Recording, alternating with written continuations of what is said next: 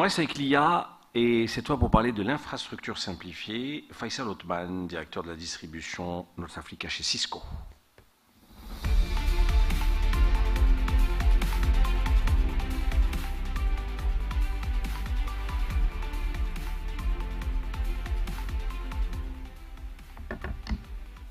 Merci Ahmed. Bonjour à tous. Merci beaucoup d'être venus à notre rencontre dans le cadre du CTO Forum dans son édition 2024. Je m'appelle Faisal Othman. Je suis responsable du réseau de distributeurs chez Cisco Systems pour les pays du Maghreb et de l'Afrique francophone. Et je suis très honoré d'avoir l'opportunité de venir partager avec vous quelques concepts sur un des sujets majeurs qui ont été abordés et étaient centre d'intérêt au courant de ces journées-là. Comme vous l'avez constaté, cette édition du CTO Forum s'est déroulée autour de sujets majeurs que sont la cybersécurité, l'adoption des services cloud et l'intelligence artificielle, dont on vient d'avoir un exemple parfait d'un des domaines d'application. Alors l'intelligence artificielle est un sujet qui a envahi un peu le monde de l'entreprise, mais aussi notre quotidien, depuis 2 ou 3 années particulièrement, au même titre que d'autres tendances. Ce qui a accéléré l'émergence de ce concept-là est un certain nombre de tendances technologiques. Vous avez, dans un premier temps, l'explosion des volumes de données générés, créés par les êtres humains, par les machines, par les systèmes d'information, et qui sont injectés sur les réseaux, sur Internet, sur des plateformes, et qui sont traités, analysés, et on crée de nouveaux services toujours plus innovants pour toujours faciliter la vie du consommateur final, et donc la vie des entreprises qui créent les services pour ces consommateurs. Autre tendance technologique qui a favorisé cette émergence, c'est l'augmentation exceptionnelle des capacités de calcul des infrastructures. Quand je parle d'infrastructures, je parle des serveurs, l'augmentation des capacités de transfert dans les bandes passantes dans les réseaux informatiques et aussi les capacités de stockage. On a même vu les 2 dernières années que cette vitesse d'augmentation de cette capacité a même dépassé les prédictions de la fameuse loi de Moore qui prévoit un doublement des capacités, que ce soit la fréquence d'horloge CPU ou bien capacité de stockage ou bien capacité de traitement de calcul en millisecondes, tous les 18 mois. Et donc cette capacité-là s'en est vue largement décuplée depuis 2 ou 3 dernières années.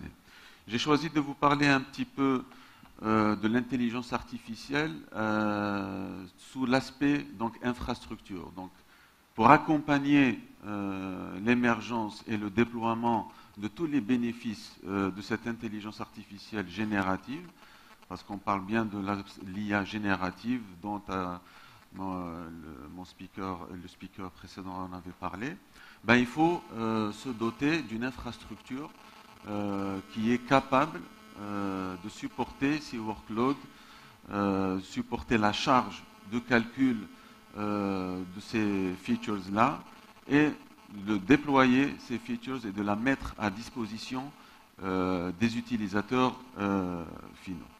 Donc, avant de parler de l'infrastructure, je voudrais rappeler quelques... Alors, j'avance, excusez-moi. Voilà. Quelques concepts de base de l'intelligence artificielle. Donc l'intelligence artificielle générale, bon, ce n'est pas une science nouvelle, c'est une science qui existe depuis pratiquement le début, les balbutiements de l'informatique dans les années 40-50. L'objectif de l'intelligence artificielle est de réaliser des tâches par des programmes informatiques. Ces tâches-là ne pouvant être réalisées pratiquement que par des êtres humains, dont l'objectif de l'intelligence artificielle est de développer des programmes informatiques dotés de capacités dont les tâches, la qualité des tâches et du rendu se rapproche de plus en plus de ce que fait l'être humain. D'où l'intelligence artificielle. C'est une science qui, bien sûr, s'intéresse, qui a plusieurs filiales. Vous avez la logique floue, les réseaux de neurones, la logique cognitive. Et l'implémentation, l'expression de l'intelligence artificielle, on la connaît depuis maintenant plus d'une dizaine d'années, et dont l'expression la plus simple étant d'automatiser, de classifier des tâches, et ce, à partir de données historiques. Donc typiquement, l'intelligence artificielle, on parle de machine learning, de deep learning, et on a vu depuis 2 ou 3 ans l'explosion et l'émergence de l'intelligence artificielle générative, qui, elle a la particularité, par rapport aux autres filiales de l'intelligence artificielle, est de créer un contenu nouveau, que ce soit un contenu texte, son, image, vidéo, et ce, à partir de données, d'un très gros volume de données non étiquetées. Donc l'émergence de cette intelligence artificielle générative a été favorisée et développée autour d'architecture deep learning, avec l'appui de révolutionnaires d'une technologie que sont les transformateurs, qui réalisent une prédiction de texte à partir de l'analyse de milliards de données de texte. Donc on parle de normes GPT-3, GPT-4 et le modèle Large Language Model, dont mon prédécesseur en a fait mention. Alors bien sûr, l'intelligence artificielle générative, il est bien sûr à noter, à signaler, bien qu'elle suscite d'immenses espoirs, d'immenses possibilités, il n'en demeure pas moins qu'elle pose un certain nombre de craintes, de problématiques. Donc vous savez tous que le développement fulgurant de cette technique a fait qu'elle échappe un peu au contrôle même de ses concepteurs. Donc les principales craintes qu'on a par rapport à cette tendance est bien sûr la suppression massive d'emplois. Donc on parle de centaines de milliers d'emplois qui sont menacés parce que cette intelligence artificielle peut automatiser et faire des tâches qui étaient habituellement exécutées par l'être humain, et même un être humain qui a un niveau d'instruction, un niveau de compétence assez poussé. Donc ça, c'est une première grande catégorie de craintes que nous avons. La deuxième, c'est la manipulation massive des masses à travers les réseaux sociaux, en répandant ce qu'on appelle le deepfake, des informations volontairement écornées, déformées. Et ça, c'est une tendance qu'on est en train d'observer et qui s'est accélérée dramatiquement depuis quelques années, à un point tel qu'aujourd'hui, les grandes puissances et les grands acteurs majeurs de ce domaine-là, que sont les hyperscalers tels que Google, Microsoft, Meta, et même des gouvernements qui essayent de se réunir et de réguler un tant soit peu le développement de cette filière-là. Nous avons même vu un des pères fondateurs de l'intelligence artificielle classique, qui était employé par Google, qui a démissionné vu que la tournure qu'ont prise les derniers développements. On a même vu des déclarations d'Elon Musk qui alertait sur les dangers de l'IA générative et qui appelait même à freiner les efforts de recherche et développement dans ce domaine-là. Bon, tout ça, c'était juste une parenthèse sur les concepts de base et de l'actualité de l'intelligence artificielle générative.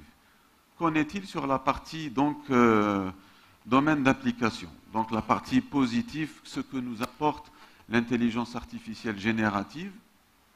Donc rien que pour vous donner une idée sur l'impact que va apporter, on estime, et ça, ces chiffres-là, la source de données sont IDC, des rapports IDC 2024. On estime qu'à l'horizon 2030, l'apport de la Gen AI, pardon. D'accord. Excusez-moi. C'est bon comme ça? Excusez-moi. On estime donc l'apport de la contribution de la Gen AI. Bon, je vais parler de Gen AI pour faire allusion à l'intelligence artificielle générative. La contribution de la Gen AI au niveau de l'économie globale est de 15 trillions, donc 15 000 milliards de dollars à l'horizon 2030. Et on estime qu'à l'horizon 2026, c'est-à-dire dans un peu moins de 2 années, les dépenses informatiques dédiées au projet AI vont atteindre 300 milliards de dollars. À titre indicatif, aujourd'hui, les dépenses informatiques globales sont évaluées à 1500 milliards de dollars. Donc ça va représenter un peu moins de 10% des dépenses informatiques globaux qui incluent l'infrastructure, les systèmes, les services cloud, les imprimantes, etc. Enfin, 75%, c'est un sondage qui a été conduit par IDC auprès des plus grandes entreprises en termes de chiffre d'affaires et de business généré. 75% de ces grandes entreprises vont s'appuyer sur des processus exclusivement AI à l'horizon 2026. Donc, et qui sont en train d'adopter dès à présent une démarche orientée Gen AI. Alors, les domaines d'application de la Gen AI sont divers et variés, c'est pratiquement tous les domaines. On a vu un exemple, un parfait exemple tout à l'heure par mon prédécesseur qui a parlé de la recherche dans le monde médical. Donc effectivement, il est cité ici. Donc la recherche et développement dans la production de nouvelles générations de médicaments qui vont peut-être contribuer à éradiquer, à soigner des maladies jusqu'ici insolubles. Dans le monde de la finance, la détection des fraudes financières et aussi la régulation et l'automatisation des marchés financiers, tout ce qui est relatif au marché spéculatif, donc qui est traité par les traders. Dans le domaine de l'énergie, la Gen AI nous promet d'optimiser drastiquement la production et la distribution de l'énergie électrique à travers le déploiement de réseaux électriques intelligents. Dans le monde du transport, vous avez bien sûr l'optimisation du réseau routier, mais vous avez vu aussi tous les investissements consentis par les grandes majors dans le développement de véhicules autonomes qui sont devenus même une réalité dans un certain nombre de villes, particulièrement aux États-Unis et en Chine. Et bien sûr, dans le domaine public, le développement des smart cities, donc des villes intelligentes avec tous les services liés au bon fonctionnement de la ville. Donc, passé l'évocation des domaines d'application, on parle de l'infrastructure. Alors, un des éléments de base, je parlais tout à l'heure du développement extraordinaire des capacités de calcul qui nous a permis d'accélérer l'innovation dans le monde de la Gen AI. Donc, ce schéma, il schématise un peu cette partie de calcul. Donc, on a l'émergence de ce qu'on appelle les GPU. Donc, dans le monde de l'infrastructure, donc les serveurs, les PC, les devices, ils sont tous dotés, on connaît tous le CPU, qui est le processeur qui traite l'information, la restitue et la déploie à travers le réseau et en cloud. Et on a aussi le GPU, qui est le coprocesseur graphique. C'est un concept assez vieux. Les GPU sont apparus dès les années 70, qui ont équipé les premiers ordinateurs et les premiers PC. pour décharger le CPU principal du traitement et de calcul, du traitement de l'image et de la vidéo. D'ailleurs, tous les gamers, je pense, ils connaissent pertinemment le concept du GPU. Et donc le GPU, à la différence du CPU, il a une architecture parallèle. Donc il a une capacité de calcul parallèle, mais la densité de calcul est beaucoup plus faible que le CPU. Et l'autre avantage qu'il a, c'est que son aspect parallèle décongestionne les bus pour transformer et transmettre la donnée à travers la carte mère et toutes les autres cartes.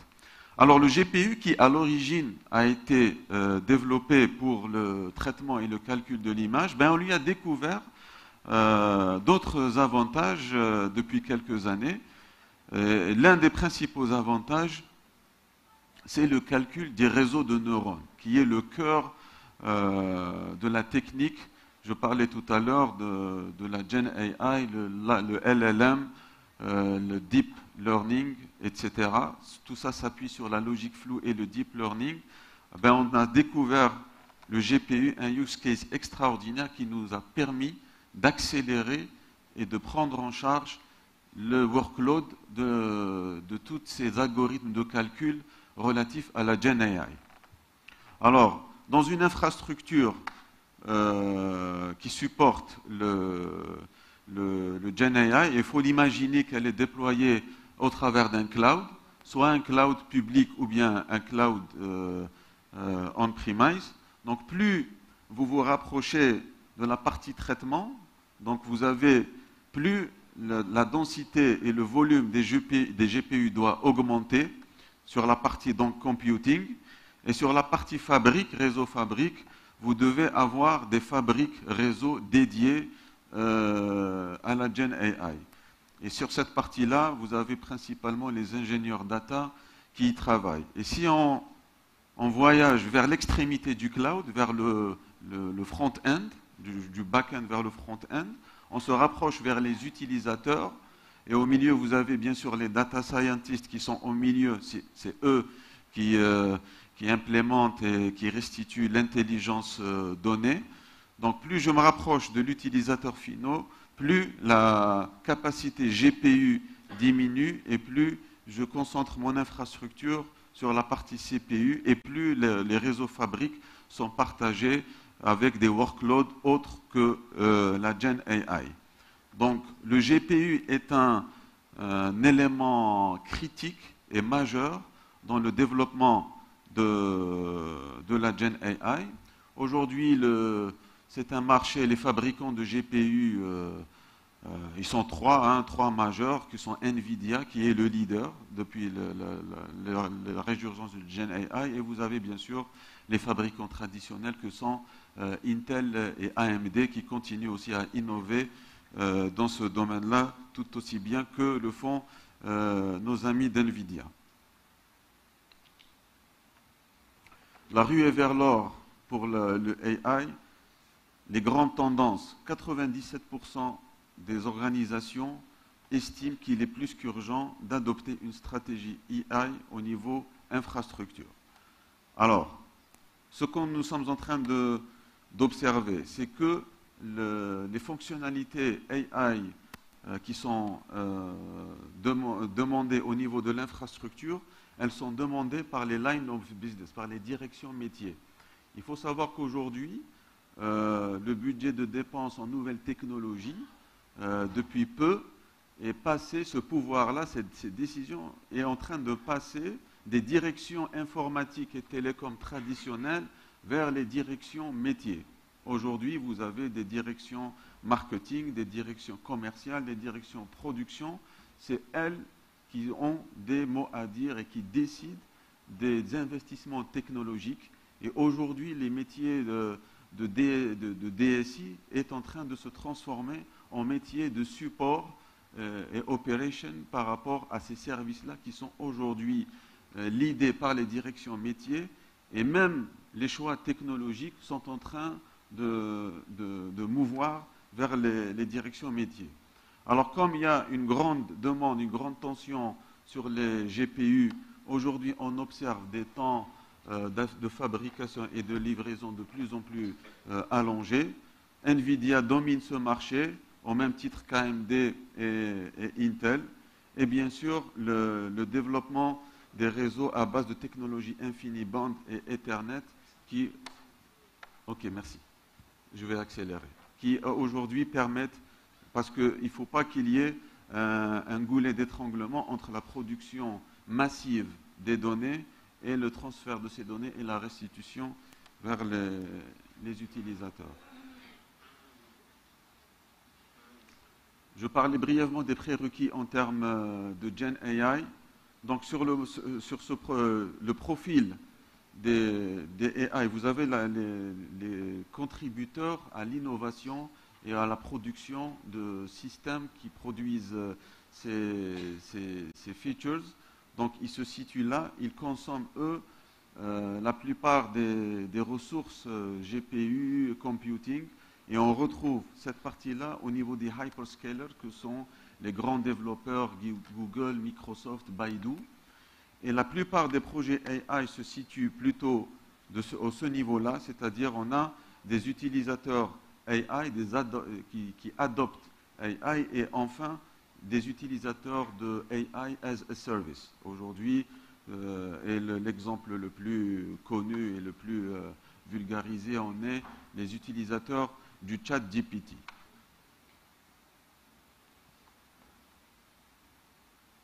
Alors, dans l'adoption d'une stratégie AI qui aujourd'hui, tout le monde est d'accord et devient primordiale, même si aujourd'hui, dans nos marchés ici en Algérie, il semble être encore tôt, mais c'est quelque chose qui est inéluctable, de la même manière que l'adoption des services en cloud ou en premise. Cette stratégie-là doit s'appuyer sur deux piliers principaux. Donc se doter d'outils qui intègrent des fonctionnalités AI. Par exemple, dans le monde des réseaux dans lequel je travaille, vous avez aujourd'hui des réseaux qui absorbent, qui gèrent des trafics de plus en plus denses de données. Et donc, implémenter des politiques de sécurité et d'administration de ces données-là devient de plus en plus complexe et il est pratiquement impossible de recruter des ingénieurs avec la même linéarité que cette complexité le demande. Donc aujourd'hui, sur le marché, il y a des outils d'administration, d'automatisation et d'orchestration qui intègrent des fonctionnalités AI et l'expression la plus simplifiée en est, ils sont dotés d'assistants aujourd'hui, il y a même des assistants qui prennent en charge le langage humain. C'est-à-dire qu'il n'est même plus la peine de se former à un outil ou bien ou à la configuration. Il suffit juste de donner des instructions par voie orale de la même manière que le font avec Siri et Google Talk. Donc ça, c'est sur la partie outils. La partie infrastructure, et j'en ai longuement parlé, il est primordial aussi de se doter d'une infrastructure qui a une architecture flexible, modulaire et qui intègre des workloads tout aussi bien Gen AI que les autres workloads que sont des workloads applicatifs, des workloads data center ou bien des workloads infrastructure et management d'infrastructure. Je crois que j'ai atteint les limites de mon temps de parole. Je vous remercie beaucoup pour votre attention et je vous souhaite une agréable fin de salon CTO et merci encore d'être venu. Merci Faisal Othman.